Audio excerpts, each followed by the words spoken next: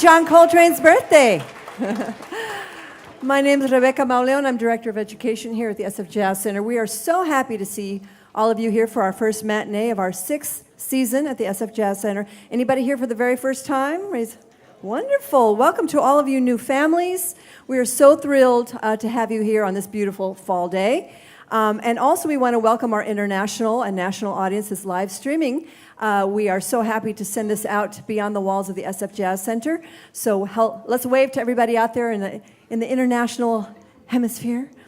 We're set for an amazing program today, celebrating one of the great jazz musicians of our time and one of the great musicians of the planet, Mr. John Coltrane. This entire weekend, yes, we can applaud Mr. Coltrane.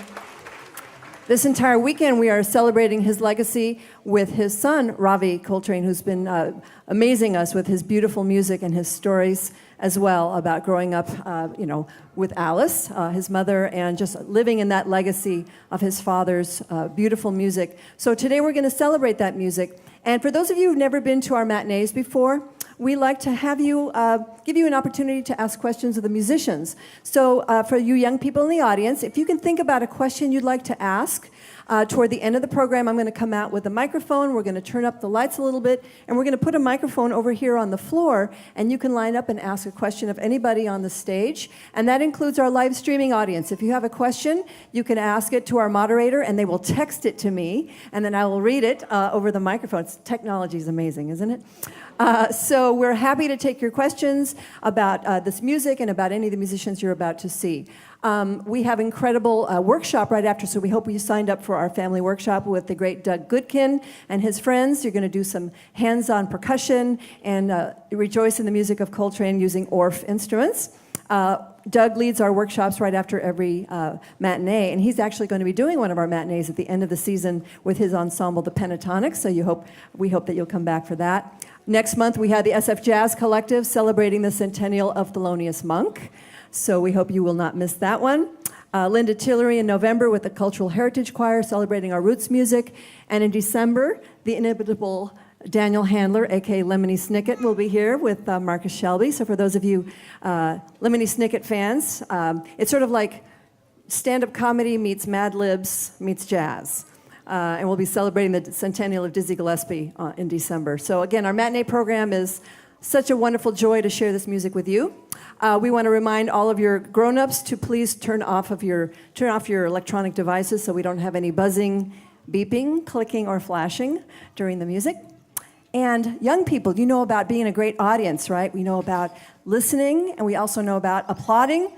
And in jazz, you can express yourself whenever you like. So whenever you feel that motion, that urge to shout out and say, yeah, John Coltrane, happy birthday, go for it, all right? We're here to celebrate this music. So, without further ado, please help me welcome on the bass, Mr. Jeff Chambers. On the drums, Mr. Darrell Green. On the piano, Mr. Adam Shulman. And your host for the matinee, Dr. Teodross Avery.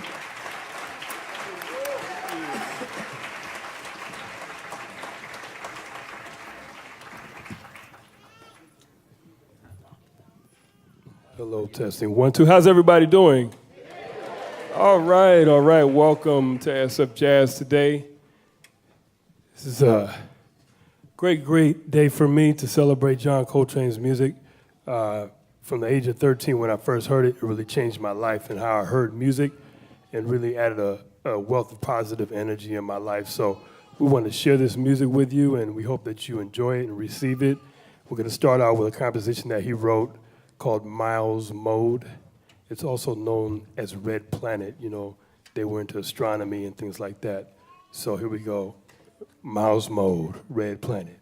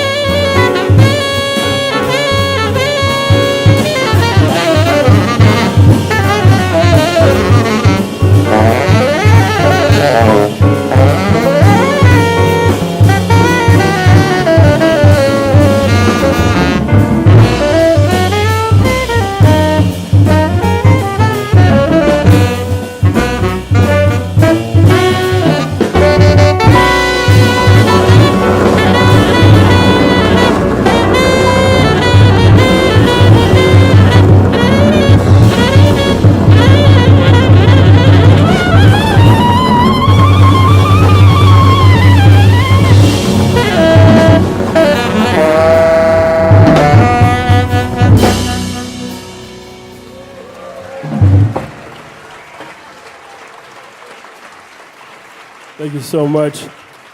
We're going to continue on with the song that he played, and it was a standard at the time. It was a popular song, and it was called the Inchworm. The Inchworm. Little kids, you probably know what an inchworm is, right? Do you?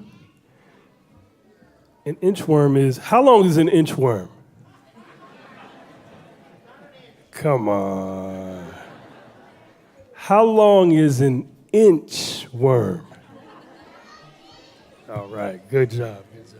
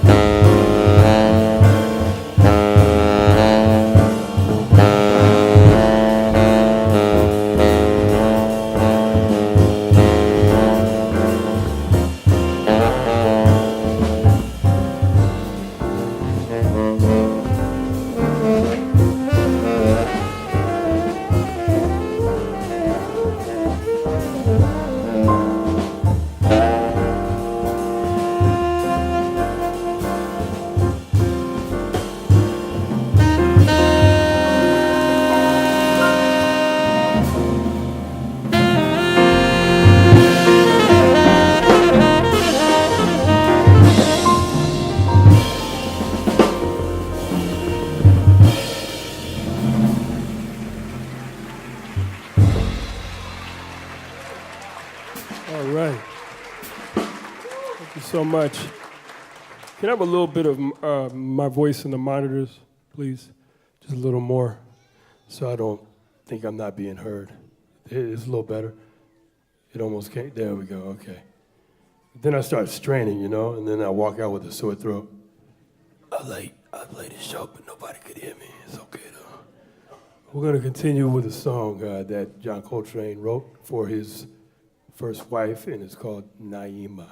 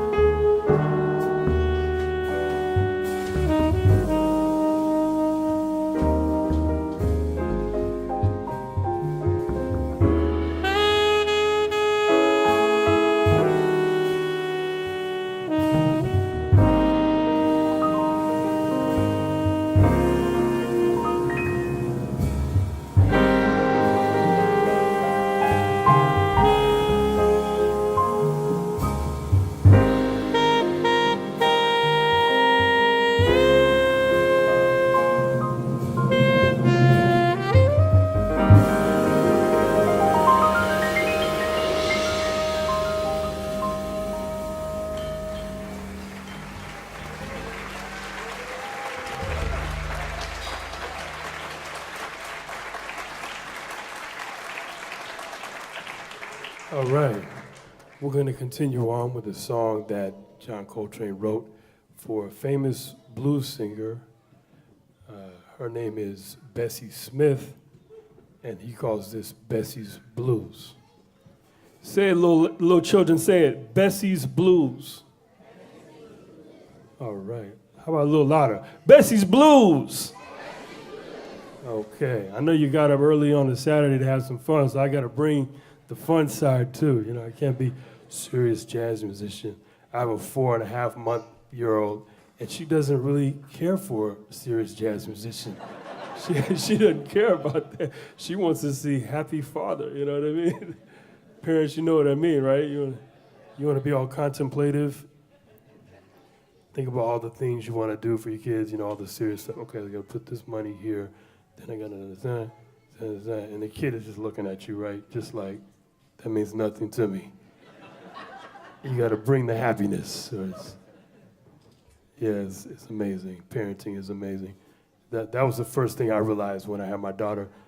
You know, I had to give her whatever I wanted to see in her. And that was a new concept, especially as an artist, you know, because you get so wrapped up into playing music and thinking about art and composing and everything.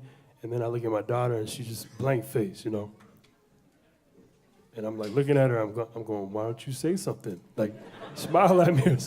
She's like, no, I don't know who you are. You better show me who, you know, what's good. You know what I mean? So I wanted to give that to you. So, all right, so we're going to continue on with Bessie's Blues. Here we go.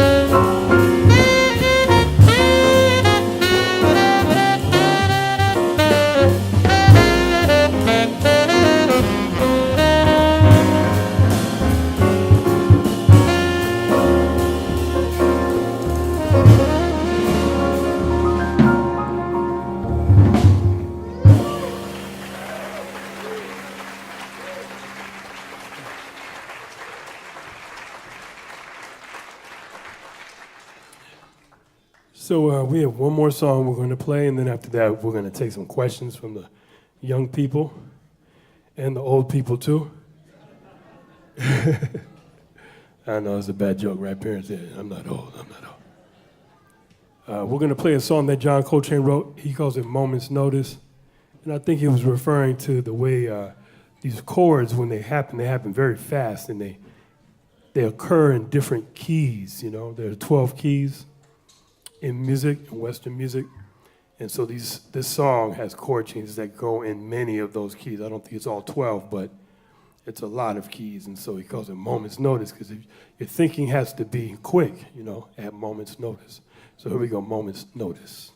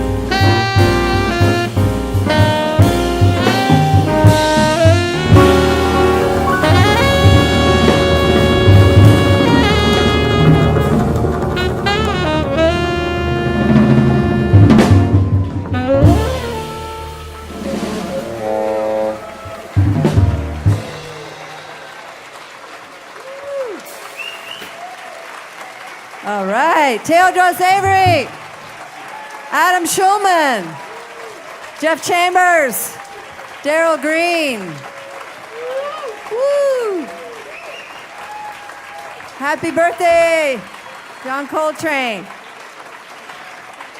So, before we send you off into this beautiful day, if you have questions, we'd like to have our young people line up. There's a microphone that's going to be set up right over there, and we're going to put a light on it, yes. And you're welcome to line up and ask questions of anybody in the band. And we'll also have, I think, through the magic of technology, people will be texting us a question from around the world. So there's a microphone there.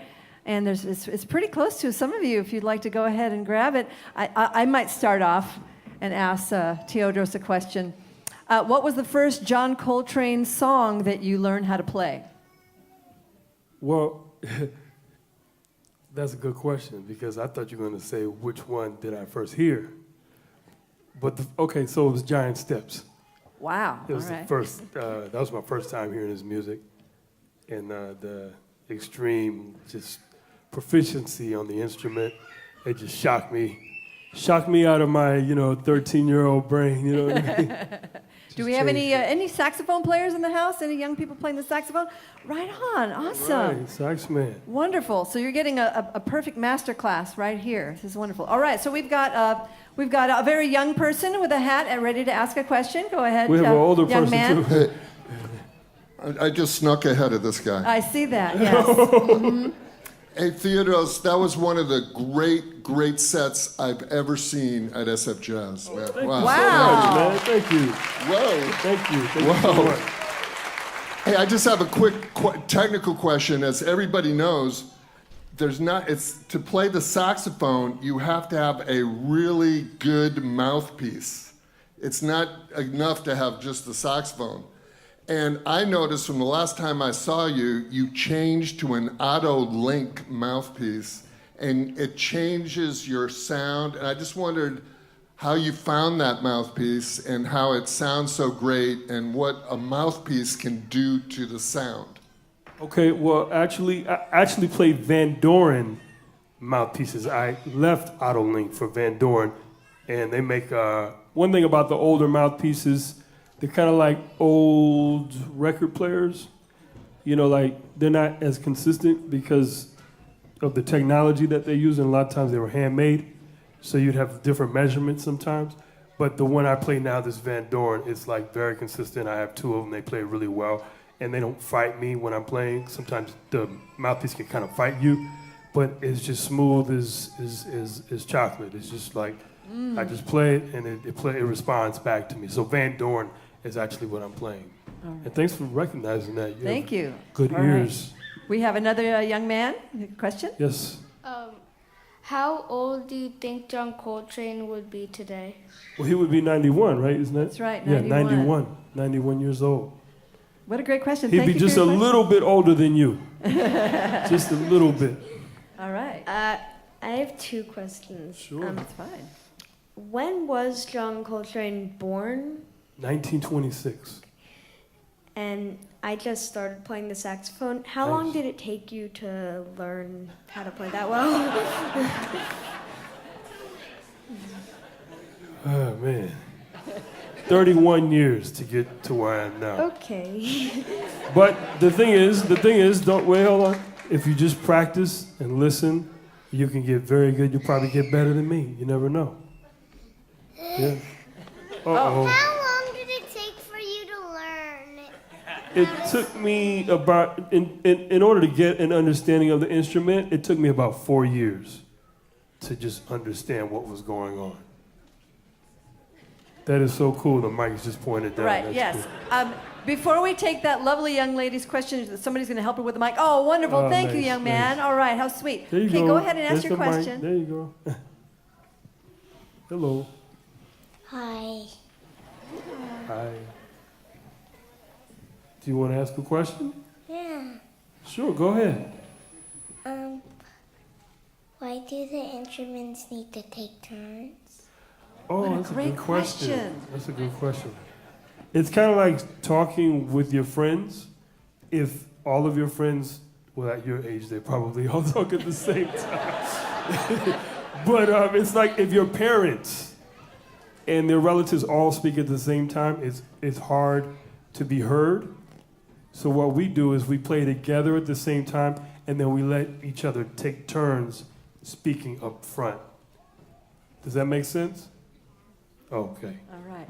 Thank you for your question. Can somebody help her put that yeah. back? While we wait for our next in-hall question, we have a question from our YouTube chat room. How much rehearsing with this group did you do to prepare for today? We rehearsed for what, about 20 minutes? 20 minutes. All right. But these 20 are minutes. professionals. These are guys that fly all over the world, playing in different countries, playing with different bands. They all read music, and they all listen very well, which is actually, that started when they were listening to their parents, kids. So listen to your parents, and then you can be like them and play for 20 minutes and then play a concert. I have to say, Teodross, parenthood agrees with you. It's a whole new you. All right, young man, go ahead. Ask your question. This might be getting a little repetitive, but since the time you got like your first saxophone in your hand, like how much have you been playing and practicing? Well, I'll tell you, in the very beginning, I was practicing. I had, like, the first summer that I was playing, my dad had a ranch, a farm in Vacaville. So there was nothing to do. So I would practice 6 to 8 hours every day. Wow. That was the first year of practicing. And the second year was sort of similar. And then it was sporadic, because then you have to start performing with people, and then you can't practice as much as you would. But if you're going to start practicing and you have those types of hours available to you, you should just practice as many hours as possible. All right. All right, thanks. Thank you for your question. Another question from out there in the universe from Stefan. How does one learn to do such a stellar bass solo? Well, thank you. Thank you, Stefan. It's, again, listening. You know, like Teodross was talking about, listen to your parents. You got to listen to the changes. Listen as many bass players play solos, and you try to copy as much as you can the vocabulary, and then you kind of work that into your own. Who am I speaking to? Is this, It's out there, is somebody that who's okay? watching, you can look at the I'm cameras. looking over There are here, cameras yeah. everywhere. Yeah, but anyway, so you just kind of focus in on what it is that you're trying to do and work that into your own personal kind of playing, and just stay open to what you're doing, to what you're trying to play to do, you know. All right, thank you, Jeff. And we have a stylish young man with a nice hat asking a question out here. Yes, young man, go ahead. How's the drummer so good?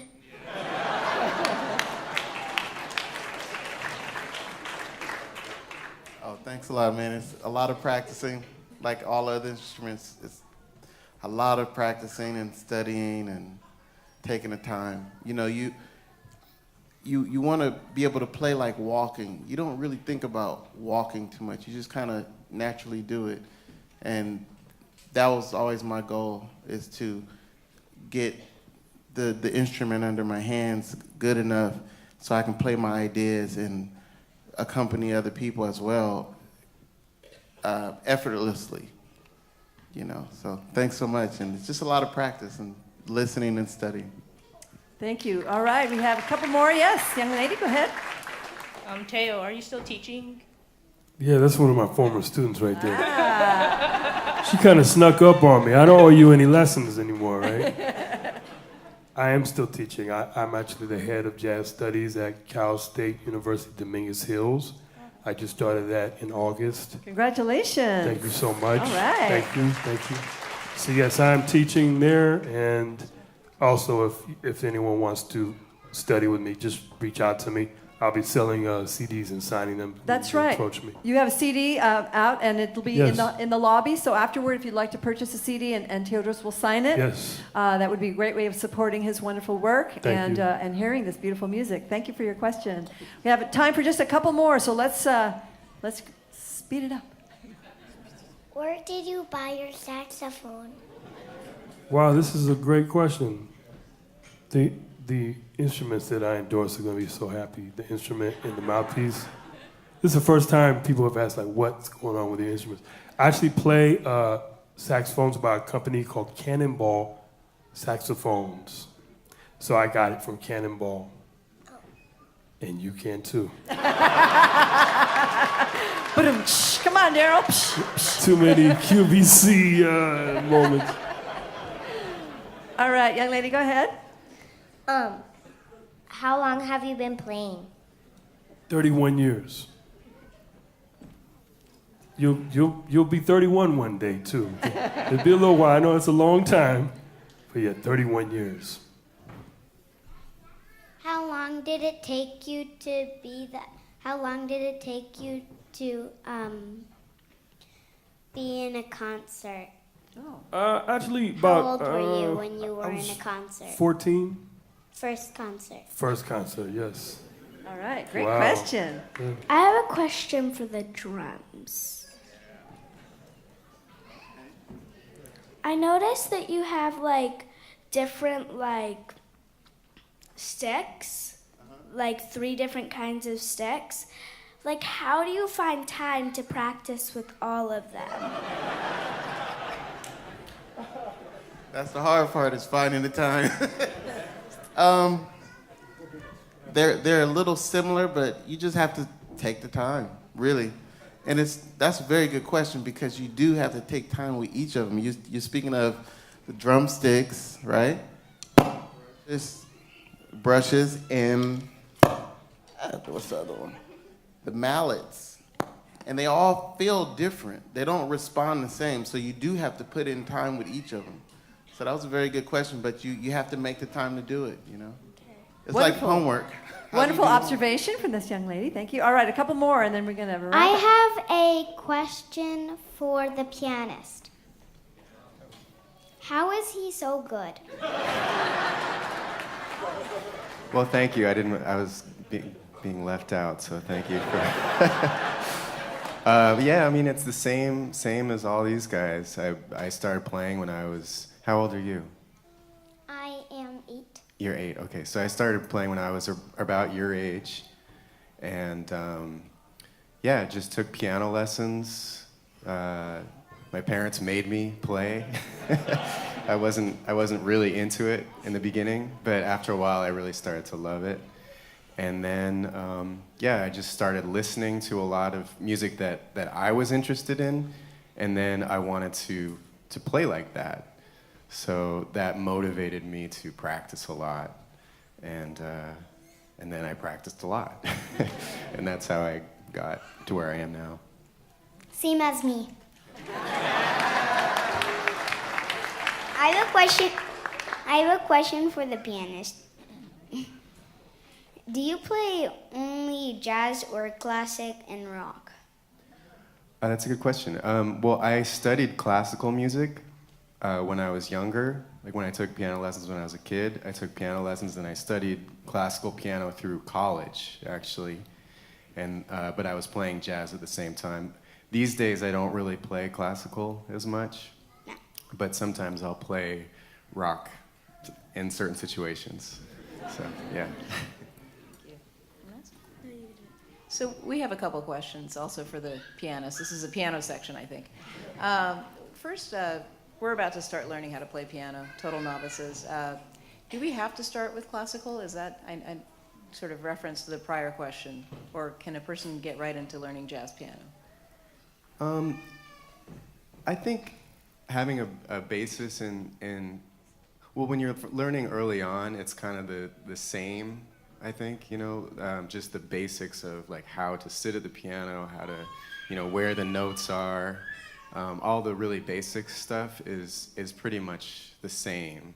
So I think when you're starting out, you can just kind of find the best piano teacher you can find, whether they're classical or jazz. Then once you kind of have a basis, then you can kind of figure out which direction you want to go in. Thanks. Last question is for everyone or anyone. What emotion would you like people to feel when you play? I want you to feel however you want to feel.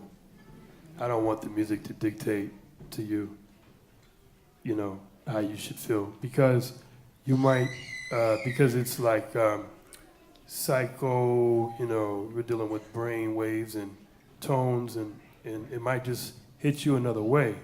A molecule might hit you in a different way, a sound molecule. Might feel like that. Yeah, you might want to scream, yeah. Just don't scream at us. But yeah, just feel how you want to feel. For me, I mean, you can have a theme to a song, but still I think that how you feel is personal, All right, I think we have maybe just time for one or two more, and then we got to wrap things up. All right, go ahead, sir.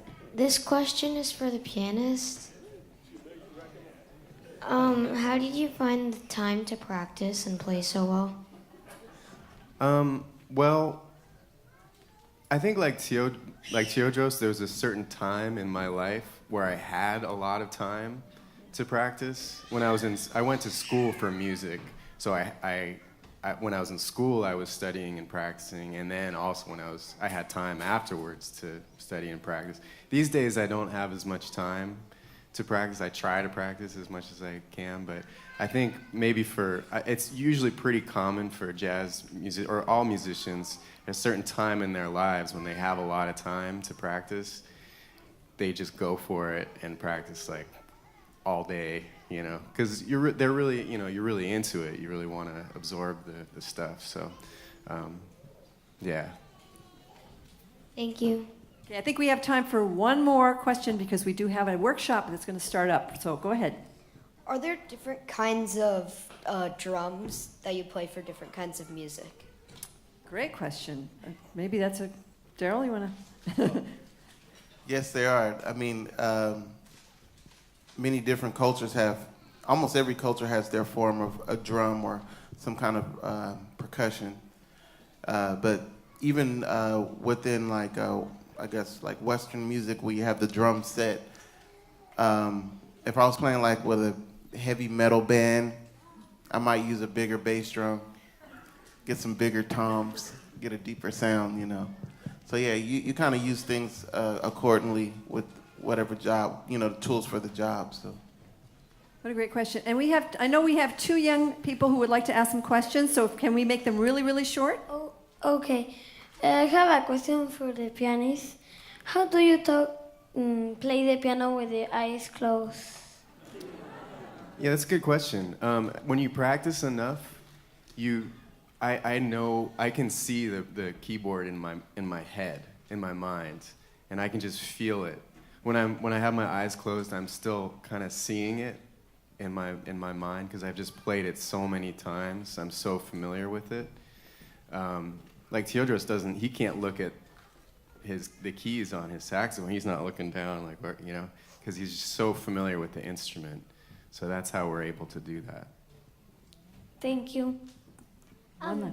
Is it easy to know where to put your fingers on the keyboard or something? On the saxophone or the keyboard? Yeah, no, saxophone. Okay. Yeah.